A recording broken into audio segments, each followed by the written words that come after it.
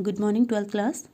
हमारा जो चैप्टर चल रहा था राष्ट्र निर्माण की चुनौतियाँ, ठीक है, इसके अंतर्गत हमने 3 चुनौतियों का जिक्र किया था, 3 चुनौतियों की बात की थी, जिनमें पहली चुनौती थी राष्ट्र की एकता और अखंडता को बनाए रखने की चुनौती। ठीक है, इसके अंतर्गत हम इन 3 समस्याओं का अध्ययन करेंगे, इन 3 प्रक्रियाओं का एक तरह से कह सकते हैं इसका अध्ययन करेंगे कि ये ऐसी चुनौतियां हमारे सामने आई थी। ठीक है, तो हम राष्ट्र की एकता और अखंडता की बात क्यों करते, क्यों ऐसी समस्या हमारे सामने उत्पन्न हुई।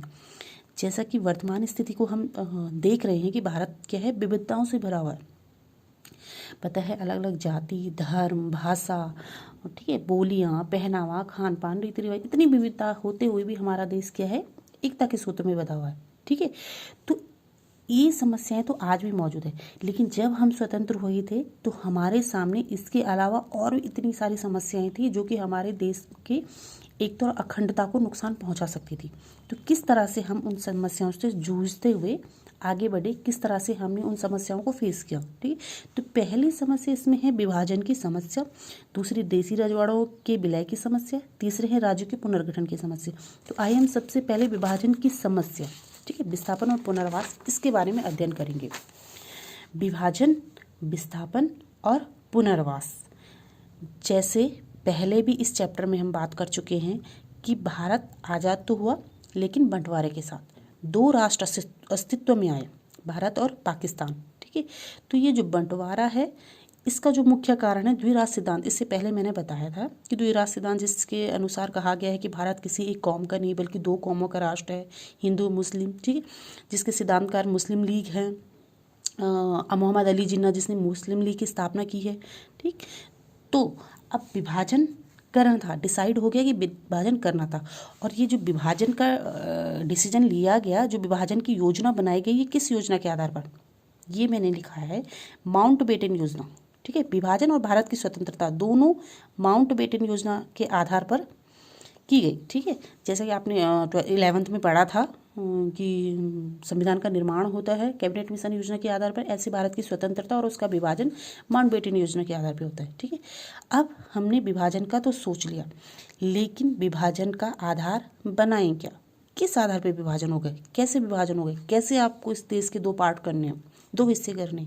तो हमने विभाजन का आधार बनाया धार्मिक बहुसंख्या, मीन्स धर्म को आधार बनाएंगे, जहाँ पर जिस धर्म के लोग ज़्यादा है उससे उस देश में शामिल कर दिया जाए।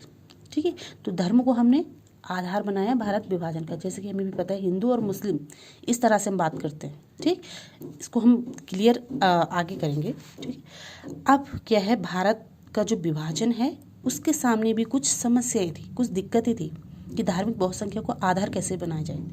अब भारत जो स्वतंत्रता से पहले के भारत है, जिसको ब्रिटिश भारत कहते थे, ठीक है, यहाँ पर दोनों धर्म के लोग बहुसंख्यक में रहते थे, और भी धर्म थे, लेकिन ये 2 धर्म थे जो बहुसंख्यक में थे। ठीक है, तो पाकिस्तान धर्म के आधार पर विभाजित हुआ है।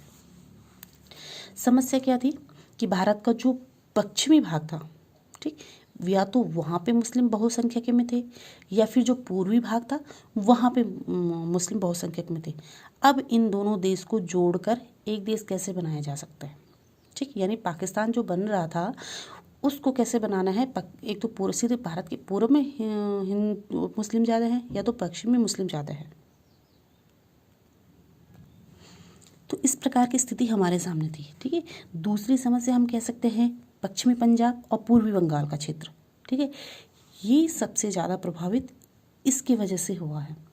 तीसरी समस्या ये है कि पश्चिमोत्तर सीमांत प्रांत की समस्या, खान अब्दुल गफ्फार खान, मीन्स ये पहले भी बताया गया था कि पश्चिमोत्तर सीमा प्रांत जिसके की निर्विरोध नेता थे खान अब्दुल गफ्फार खान, जो कि बिल्कुल भी पाकिस्तान में बिल्कुल नहीं चाहते थे कि भारत का बंटवारा हो, भारत के 2 हिस्से हो, पाकिस्तान और भारत। ठीक है, और इसके बाद भी वो पाकिस्तान में शामिल नहीं होना चाहते थे, लेकिन ये जो क्षेत्र है पश्चिमोत्तर, ये क्षेत्र पाकिस्तान में मिला दिया गया और मजबूरन खान अब्दुल गफ्फार खान को पाकिस्तान में शामिल होना पड़ा। ठीक है, इसके साथ साथ सांप्रदायिक दंगे, बहुत सी घटनाएं ऐसी घटी, हिंसक घटनाएं हम जिनको कह सके, मार काट जैसी, इसके साथ भारत का बंटवारा हुआ। ठीक, अब हम बात करते हैं कि विभाजन के परिणाम, विभाजन का परिणाम क्या हुआ। ये जो विभाजन था इसमें पहला परिणाम क्या हुआ? आबादी का स्थानांतरण, आकस्मिक, अनियोजित और त्रासदी से भरा। जो आबादी का स्थानांतरण मीन्स होता है एक जगह से दूसरी जगह पे जाना है। क्यों ऐसी स्थिति आई? हमें भी पता है जो पाकिस्तान बना है वो धर्म के आधार पर बना है, वहाँ पे मुस्लिम लोग हैं, ठीक है। जितने भी भारत में हिंदू लोग थे, सॉरी मुस्लिम थे, उन सबको यहाँ से वहाँ जाना पड़ा पाकिस्तान, और पाकिस्तान में जितने हिंदू तो जो भारत में आने के इच्छुक है उनको भारत आना पड़ा, ठीक है। तो इस तरह की घटना कैसे? आकस्मिक था। आकस्मिक क्यों था बच्चों? जिस दिन भारत आज़ाद हुआ उस वक्त कहा ना कि 14-15 अगस्त की मध्य रात्रि को भारत आज़ाद हुआ। आज़ादी की घोषणा तो हो गई, तो लेकिन मैक्सिमम लोग ऐसे थे जिनको ये भी नहीं पता था कि वो किस देश में है, भारत में है या पाकिस्तान में, ठीक है। कौन सा हिस्सा भारत के हिस्से में आया और कौन सा हिस्सा पाकिस्तान के हिस्से में आया, ठीक है। तो इस तरह की घटना जो थी आकस्मिक थी, अनियोजित थी, अनप्लान थी, जिसको मतलब प्लान नहीं बनाया गया था, अचानक से होगी, ठीक है। और त्रासदी से भरा हुआ। त्रासदी से भरा हुआ क्यों? पहले भी बताया कि कई सांप्रदायिक दंगे हुई यहाँ पे हुए थे, ठीक है। जो दूसरे में मैंने दिखाया है कि सांप्रदायिक दंगे, इन वजह से लाहौर, अमृतसर और कलकत्ता जैसे शहर सबसे ज़्यादा प्रभावित हुए, ठीक। और इसके अलावा क्या होता है? वस्तुओं का बंटवारा। वस्तुओं का बंटवारा, देखिए जब भारत एक था, ठीक है, ब्रिटिश हुकूमत यहाँ पे थी। ब्रिटिश ने क्या किया? अपनी प्रशासनिक सुविधा के लिए यहाँ पे कई तरह के विकास कार्य भी किए, जैसे हम बोल सकते हैं रेल लाइन बिछाई है, ठीक है, सड़कें बनाई हैं, उद्योग धंधे छोटे मोटे स्थापित किए थे, ठीक है। तो उन्होंने अपनी सुविधा के लिए ये सब किए थे। अब उन्हें ये तो नहीं पता था कि हम जाएंगे तो भारत पाकिस्तान को, इस तरह की प्लान उन्होंने उस वक्त नहीं किया था जब उन्होंने इस तरह के विकास काम यहाँ पे किया था। अब क्या है, हम जब आज़ाद हो गए, सीमा पे रेलवे स्टेशन बना है, ठीक है, एक ही देश था तो होगा ही, ठीक है। लेकिन जब दो हिस्से देश के हो जाते हैं तो यहाँ तक कि आपको इन चीज़ों को भी बांटना पड़ा, टेबल, कुर्सी, टाइपराइटर, वाद्य यंत्र। अब देखो चौथे नंबर पे मैंने जो लिखा है कर्मचारियों को बंटवारा, यहाँ तक कि जो आपके कर्मचारी थे उनको भी बांटा गया, ये पाकिस्तान के, ये हिंदुस्तान के, ठीक है। सरकारी चीज़ें, रेलवे स्टेशन के कर्मचारी, ठीक है, सरकारी सामान था रेलवे स्टेशन में, जो भी सामान थे वो भी बांटे गए, कर्मचारी भी बांटे गए। तो इस तरह से यहाँ पर बंटवारा हुआ, ठीक है। नंबर 5 है हिंसक घटनाओं को अंजाम। लूटपाट, हत्या, अगवा, जबरन विवाह और धर्म परिवर्तन। लूटपाट किसने? जिसने इस मौके का फ़ायदा उठाया, ठीक है। जैसे कह सकते हैं जो मुस्लिम क्षेत्र में कोई हिंदू थे तो उन्होंने उन पर अत्याचार करना शुरू कर दिया, उनके साथ लूटपाट करना शुरू कर दिया, ठीक है। उनको जबरन, महिलाओं को, बच्चों को अगवा किया गया, उनका धर्म परिवर्तन करवाए गए। तो इस तरह की जो अमानवीय घटनाएं हैं बहुत ज़्यादा इस समय हुई थी, ठीक। बात करते हैं महात्मा गांधी की शहादत, ठीक है, कि महात्मा गांधी कैसे इस वक्त पर उन्होंने किस तरह से रिएक्ट किया था और कैसे उन्होंने अपने प्राणों का बलिदान दिया था, ठीक। तो गांधी जी जो थे वो सन 1947 में जब हमारा आज़ाद भारत हुआ था तो उस समय उन्होंने इसके जश्न में भाग नहीं लिया। अब आप जान सकते हो कि क्यों भाग नहीं लिया, क्योंकि वो बिल्कुल नहीं चाहते थे कि भारत का बंटवारा हो। इसके साथ साथ बंटवारे के साथ साथ इतना ज़्यादा सांप्रदायिक दंगा छिड़े हुए थे पूरे देश में, तो उन्होंने क्या किया, ऐसी जगहों पे जाकर धरने पे बैठ गए, ठीक है, उपवास पर बैठ गए। तो ऐसी जो घटनाएं सबसे ज़्यादा घटी थी वो कोलकाता जैसे शहर में, कोलकाता आपका हो गया, अमृतसर आपका हो गया, दिल्ली हो गया, इन शहरों में अधिकतर ये घटनाएं हो रही थी। हिंदू मुस्लिम को मार रहा है, मुस्लिम हिंदू को मार रहा है, एक दूसरे को के साथ लूटपाट कर रहे हैं, ठीक है। तो इस तरह से जो पहले आस पड़ोस में इतने प्रेम से रहते थे, अचानक से भारत विभाजन के बाद एक दूसरे के दुश्मन बन गए, खून के प्यासे बन गए, है ना। तो इस तरह से हमने एक दूसरे के साथ अमानवीय व्यवहार कह सकते हैं, इस तरह की घटनाएं घटी, ठीक है। तो गांधी जी ने क्या किया, वो वहाँ पे जाके उपवास में बैठ जाते हैं, ठीक है। जैसे उपवास में बैठते हैं तो थोड़ा सा इसका असर उन पर होने लग जाता है और वो दंगा या तो कम हो जाता है, ठीक है। और इस तरह से वो दिल्ली भी जाते हैं, जहाँ पे ये सारी घटनाएं हो रही वो वहाँ पे जाके उपवास में बैठ जाते हैं, ठीक है। इसके अलावा गांधी जी ने एक और काम क्या किया, उन्होंने भारत को कहा कि आपको पाकिस्तान का जो भी हिस्से में आता है, चाहे वो वित्त सहायता क्यों ना, वो पैसों वाली बात क्यों ना हो, ठीक है, वो भी आपको उनका हिस्सा देना चाहिए, ठीक है। जब सरकार नहीं दे रही तो वो इसके लिए भी उपवास में बैठ गए और फिर इसके बाद भारत को देना पड़ा। ठीक है, उनका हिस्सा एक तरह से उनको देना पड़ा। ठीक, अब क्या है, गांधी जी की जो ये बात, जो भी इन्होंने कार्य किया है, इससे हर वर्ग खुश हो जरूरी नहीं है ना। एक तरह से तब उस वक्त की स्थिति में देखा जाए तो मुस्लिम हमारे बिल्कुल कट्टर दुश्मन हो गए थे। ठीक है, तो भारत में जो हिंदूवादी थे, अति हिंदूवादी थे, उनको ये बात पसंद नहीं आई। ठीक, एक टाइम की बात है जब 1948 की बात है। ठीक है, जनवरी 1948, हम सीधे सीधे जाते हैं उस डेट पे, 30 जनवरी की बात। ठीक है, 30 जनवरी 1948 की बात है, जब गांधी जी अपनी प्रार्थना सभा में बैठे हुए थे। उसी वक्त एक अति हिंदूवादी, जिसका नाम है नाथूराम गॉडसे, ठीक है, इनका पूरा नाम कह सकते हैं नाथूराम विनायक गॉडसे, इन्होंने क्या किया, गांधी जी के नज़दीक जाके इनको 3 गोलियां मार दी। ठीक है, क्योंकि ये नाखुश थे, इन्होंने जो मुस्लिम का समर्थन लिया उससे हिंदू नाराज़ हो गई। ऑब्वियस सी बात है, अगर कोई मुस्लिम हिंदू का साथ दे देता तो वो नाराज़ हो जाता। तो इस तरह की स्थिति आई थी, इसीलिए इन्होंने गांधी जी पर गोली चलाई और गांधी जी तत्काल इनकी मृत्यु हो गई। ठीक है, तो इस तरह से गांधी जी का जो भी इस दौरान जो भी क्रियाकलाप रहा है, इस तरह से इन्होंने एक्ट। अब हम जो दूसरी समस्या थी, एक तरफ अखंडता पर जो प्रहार था, वो है रजवाड़े। ठीक है, देसी रजवाड़े। ठीक है, इसको समझने से पहले थोड़ा सा जो आज़ादी से पूर्व भारत की स्थिति थी उसको हम जान लेते हैं कि जो ब्रिटिश इंडिया था वो कैसी इसकी प्रशासनिक स्थिति थी। ठीक है, तो पहली बात ये है कि जो ब्रिटिश भारत था वो 2 हिस्सों में बंटा हुआ था। ठीक है, एक हिस्सा जिसको जो सीधे ब्रिटिश के प्रभुत्व में आता था, ठीक है, उनको कहते थे ब्रिटिश प्रांत। अच्छा, आप थोड़ा सा ढंग से इसको समझ लीजिए। जो ब्रिटिश इंडिया है वो 2 भागों में बंटा हुआ था। ठीक है, पहला भाग कौन सा हो गया, ब्रिटिश प्रभुत्व वाले भारतीय प्रांत। ठीक है, ऐसे प्रांत जो सीधे सीधे अंग्रेजों के, ब्रिटिश के प्रभुत्व में थे, ब्रिटिश के कब्जे में थे। ठीक है, दूसरा हिस्सा किसका था, दूसरा हिस्सा था देसी रजवाड़ों का। ठीक है, देसी रजवाड़े जिस पर कि राजा शासन किया करते थे। ठीक है, दूसरा हिस्सा किसका था, देसी रजवाड़ों का, जिसके की शासक कौन हुआ करते थे, आंतरिक मामलों के शासक उनके राजा हुआ करते थे। लेकिन उन्होंने अपने ऊपर सर्वोच्च सत्ता किसकी स्वीकार करी हुई थी, अंग्रेजों की। उनको पता था कि हम पर किसका नियंत्रण है, अंग्रेजों का, यानी वो अंग्रेजों को लगान देते थे। आंतरिक शासन तो चलाते थे लेकिन अपने ऊपर अंग्रेजों को मानते। तो इस तरह से अंग्रेज उस पर इनडायरेक्ट, अप्रत्यक्ष रूप से क्या करते थे, शासन करते थे। जो भारतीय प्रांत है इन पे तो डायरेक्ट शासन करते थे, पूरी तरह से उनके कब्जे में थे। लेकिन जो देसी रजवाड़े थे वो अप्रत्यक्ष रूप से अंग्रेजों के ही कब्जे में थे।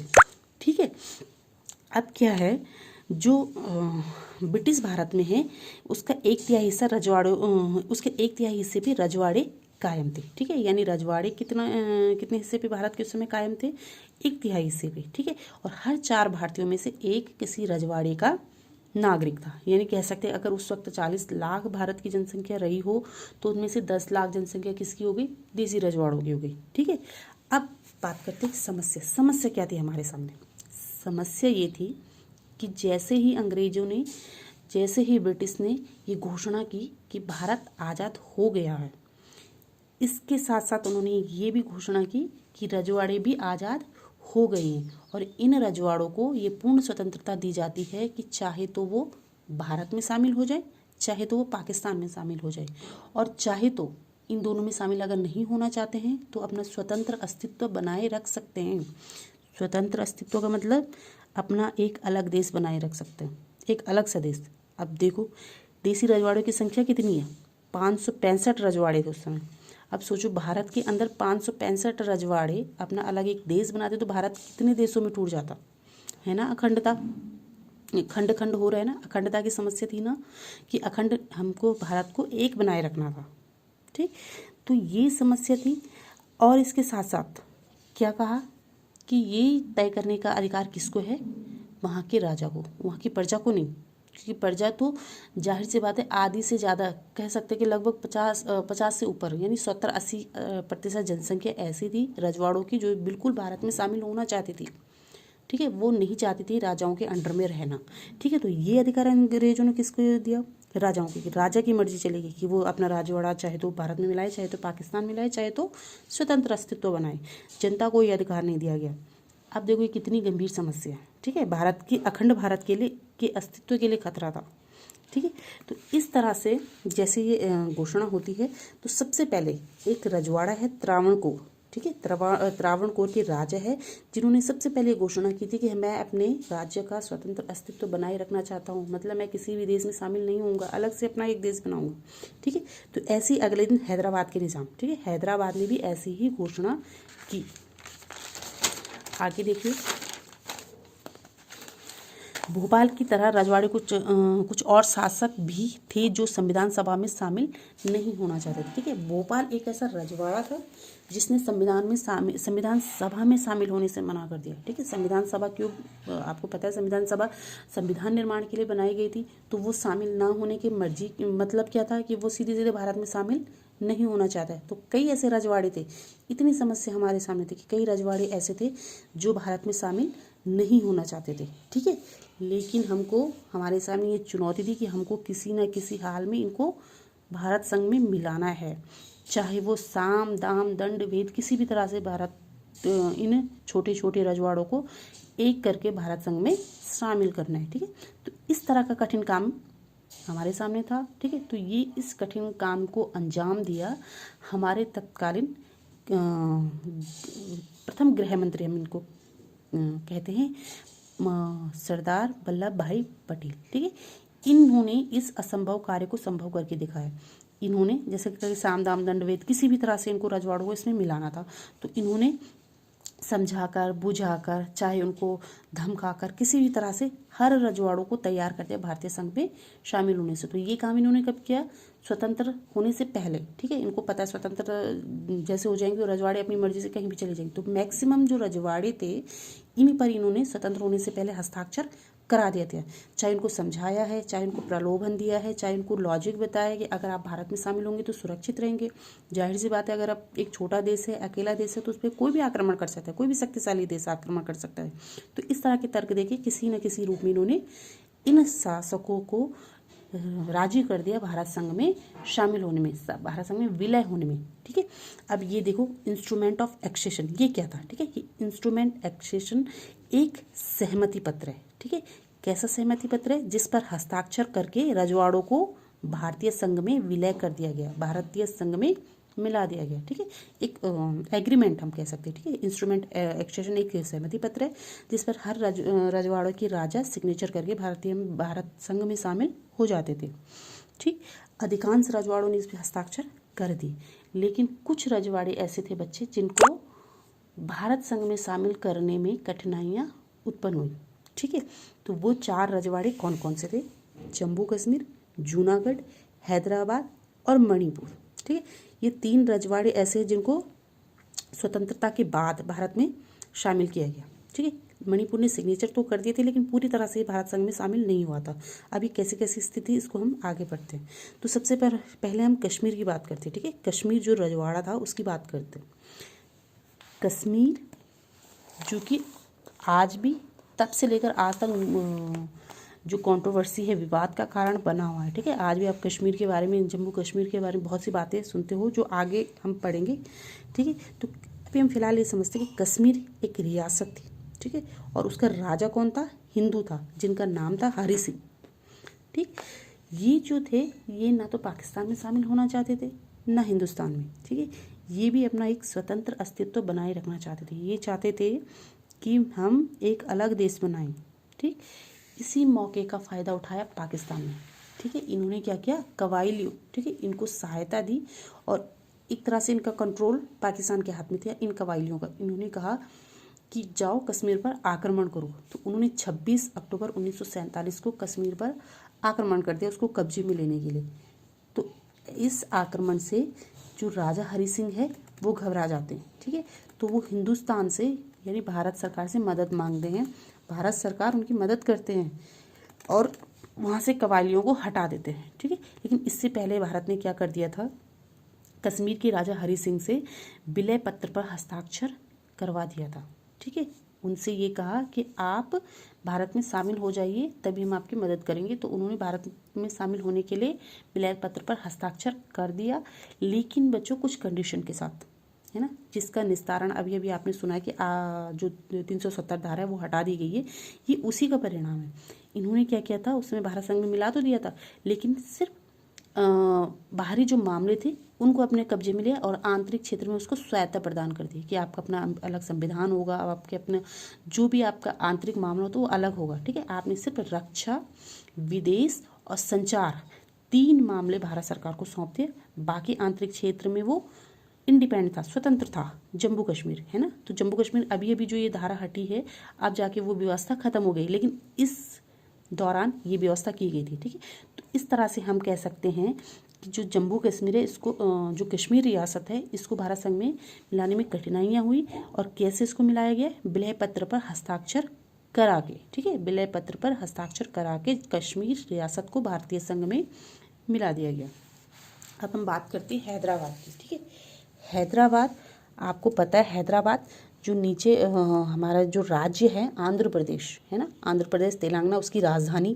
ठीक है, हैदराबाद कहाँ है, भारत के बीचों बीच है, एक तरह से हम कह सकते हैं। ठीक है, और ये भी क्या चाह रहे थे, यहाँ का जो हैदराबाद का निज़ाम था, ठीक है, जो निज़ाम है ये मुस्लिम शासक है, तो मुस्लिम शासक को निज़ाम कहते हैं बच्चों। ठीक है, तो ये जो निज़ाम था ये भी अपनी रियासत का स्वतंत्र अस्तित्व बनाए रखना चाहता था, एक अलग देश चाहता था। ठीक है, किसी भी देश में शामिल नहीं होना चाहता था। अब देखिए कितनी बड़ी समस्या हो जाती अगर वाकई में ये देश बन जाता, ये हैदराबाद रियासत अलग रियासत बन जाती, तो बीचों बीच में भारत के एक अलग देश होता, एक अलग रियासत होती, तो ये भारत के लिए समस्या थी। इसलिए भारत ने चाहा कि इस राज्य को हम अपने भारतीय संघ में मिलाना बहुत ज़रूरी है।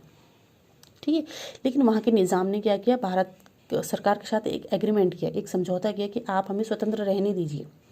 ठीक है, ठीक, भारत सरकार उस वक्त कोई कदम नहीं उठाया था, लेकिन जो हैदराबाद की जनता थी वो जो हैदराबाद के निज़ाम का जो शासन था उससे असंतुष्ट थी। ठीक है, वो नहीं चाहती थी कि निज़ाम यहाँ का शासक हो। ठीक है, इसलिए उन्होंने इनके खिलाफ आंदोलन छेड़ दिया, जिसमें मुख्यतः कौन थे, तेलंगाना के किसान और महिलाएं।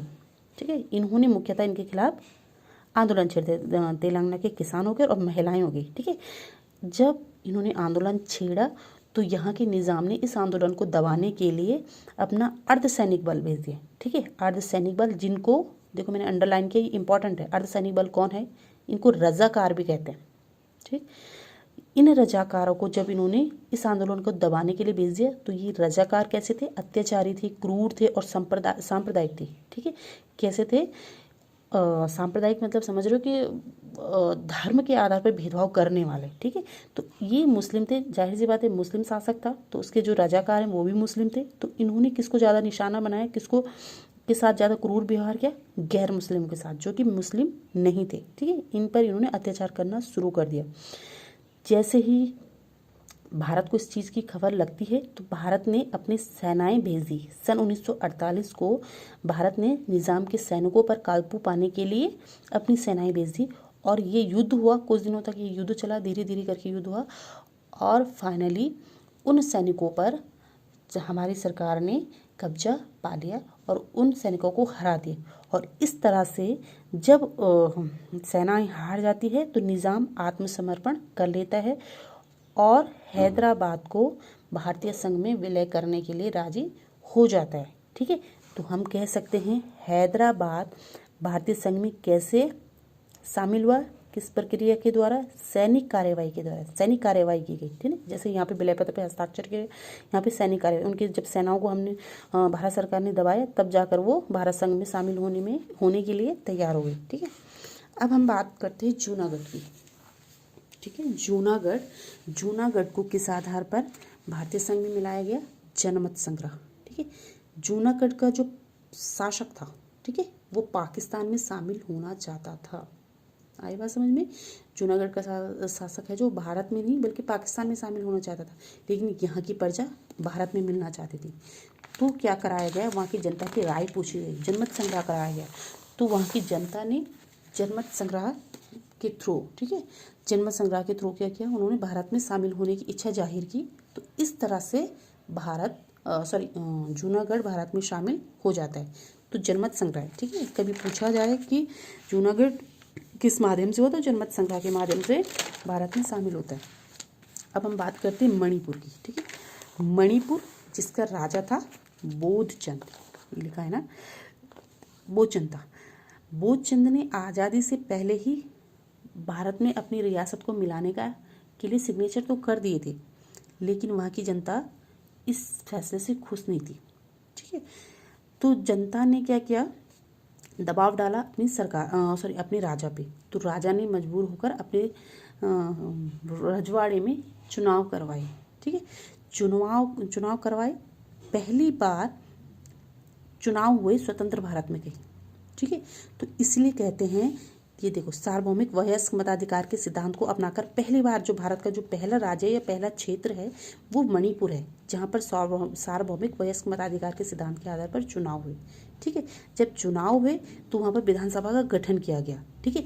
अब जो राजतंत्र था अब वो संवैधानिक राजतंत्र में बदल गया, ठीक है। पहले तो राजतंत्र राजा की मर्जी चलती थी, लेकिन अब उसको संवैधानिक दर्जा मिल गया, ठीक है। अब संवैधानिक राजतंत्र हो गया। अब क्या किया भारत ने, भारत अभी भी बोधचंद पर दबाव बना रहा है कि आप भारत में पूरी तरह से शामिल हो जाओ, है ना। सिग्नेचर तो उन्होंने कर दिया था, वो कंडीशन बिल्कुल वही थी जैसे जम्मू कश्मीर में थी कि आंतरिक मामले वाली, ठीक है। आंतरिक जम्मू कश्मीर की जो ये समस्या वो आज सुलझाई गई, लेकिन ये समस्या उस मणिपुर में उसी समय ये सुलझा दी गई थी, ठीक है। मणिपुर में क्या हुआ, इन्होंने बोधचंद पे फिर से दबाव डाला कि आप अपनी रियासत को भारत में मिलाइए, और बोधचंद ने क्या किया, अपनी रियासत को भारतीय संघ में शामिल करने के लिए तैयार हो गया, ठीक है। अपनी विधानसभा से बिना परामर्श लिए, वहाँ की जनता को बिना पूछे हुए, ठीक, अब भारत संघ में शामिल हो गया, ठीक है। लेकिन वहाँ की जनता तब भी नाखुश थी, उनको वो संतुष्ट नहीं थी, वो अलग रियासत ही चाहती थी। लेकिन जैसा भी हुआ, जो भी हुआ, मणिपुर भारत में मिल गया, ठीक। तो इस तरह से ये 4 रजवाड़े हैं जिनको भारतीय संघ में शामिल करने में कठिनाइयाँ हुई थी, ठीक है। इसके आगे हम पढ़ेंगे बच्चों राज्यों का पुनर्गठन।